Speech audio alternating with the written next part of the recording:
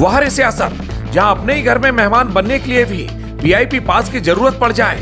एक तरफ रामपुर के आजम खान का ड्रीम प्रोजेक्ट यानी मोहम्मद अली जौहर यूनिवर्सिटी पर बुलडोजर की तलवार लटक रही है, और दूसरी तरफ समाजवादी के अपने ही घर में अपनों का अता पता गायब है।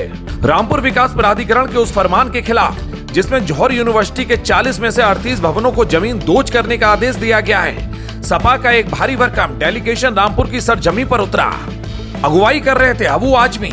लेकिन इस सियासी ड्रामे का सबसे दिलचस्प और चटपटेदार ट्विस्ट यह रहा कि रामपुर के अपने ही स्थानीय सांसद मौलाना मुहिबुल्लाह नदवी इस पूरे दौरे से पूरी तरह नदारद रहे।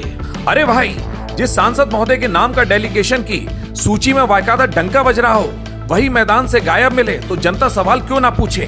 चर्चाएं गर्म है कि पिछली बार जब सांसद साहब यूनिवर्सिटी के गेट पर आए थे तो ताले ने उनका स्वागत नहीं किया और उन्हें उल्टे पांव लौटना पड़ा था। शायद इस बार ताले खुलने की उम्मीद ही नहीं थी, इसलिए साहब ने घर बैठना ही बेहतर समझा।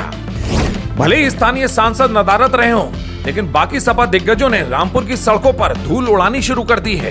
कैराना की तेज तर्रार सांसद इकरा हसन, संभल के सांसद जियाउर रहमान वर्ग, मुजफ्फरनगर के हरेंद्र मलिक, मुरादाबाद की रुचि वीरा, साथ ही राजीव राय, नीरज मौर्य, देवेंद्र शाक और राम शिरोमणि वर्मा जैसे दिग्गज सांसद इस काफिले का हिस्सा बने।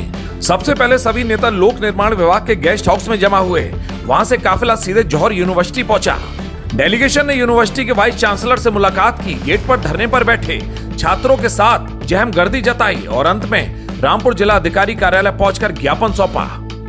बस हमने ज्ञापन दिया है, जो आदेश किया है वो गलत है, उसको वापस लिया जाए और उसमें अगर कहीं कोई कमी है तो उसका समाधान बैठ करके किया जाए। हमने यही मांग की है, जो फैसला हुआ है वो गलत है, उसको वापस लेना चाहिए और उसकी जगह पे अगर कहीं कोई कमी है तो बैठ के समाधान करें। और छात्रों के साथ में, युवा उनके साथ में, भविष्य के साथ खिलवाड़ नहीं होना चाहिए उनका, और इस प्रकार की कार्यवाही राजनीतिक रूप से नहीं होनी चाहिए, बल्कि ये चीज होनी चाहिए, ये बच्चे आने वाले देश का मुस्तकबिल है। क्योंकि ये जो यूनिवर्सिटी है जो हमारे लीडर आजम खान साहब ने बनाई है, ये 2016 में कंप्लीट हो चुकी थी और उसके बाद 2024 में ये रामपुर डेवलपमेंट अथॉरिटी का हिस्सा बनी है। उससे पहले जिस गांव की जमीन पर वो बनी थी वो गांव रामपुर डेवलपमेंट अथॉरिटी का हिस्सा नहीं था, तो कानूनी रूप से वो जो नोटिस दिया गया है वो भी सही नहीं है।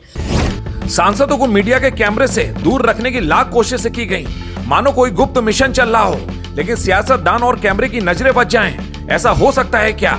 मौका मिलते ही सपा सांसदों ने स्थानीय मुद्दे से ध्यान हटाकर केंद्र सरकार पर हमला बोल दिया।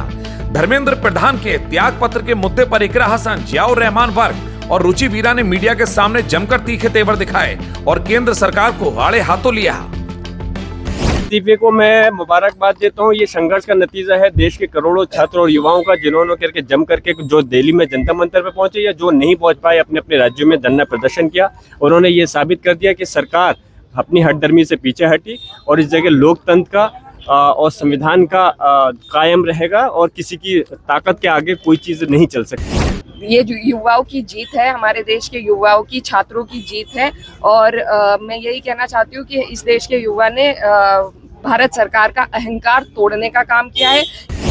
देखिए, ये इस्तीफा पहले होना चाहिए था, बहुत देरी से हुआ है। सरकार की अड़ियल रवैये की वजह से, दमनकारी नीति की वजह से, अभिमान की वजह से, उनके घमंड की वजह से ये इस्तीफा बहुत देर से हुआ है। तमाम बच्चे घायल हुए इसमें। जौहर यूनिवर्सिटी पर मंडराता संकट और सपा का ये शक्ति प्रदर्शन बहुत कुछ कहता है। एक तरफ बुलडोजर की कार्रवाई के खिलाफ एकजुटता दिखाने की कोशिश है, तो दूसरी तरफ अपनों की गैर मौजूदगी ये सोचने पर मजबूर करती है कि इस सियासी नाव के खेवनहार आखिर किस दिशा में जा रहे हैं। सवाल बड़ा है, लेकिन जनता जवाब मांग रही है। रामपुर से राहुल मौर्य की एक खास रिपोर्ट।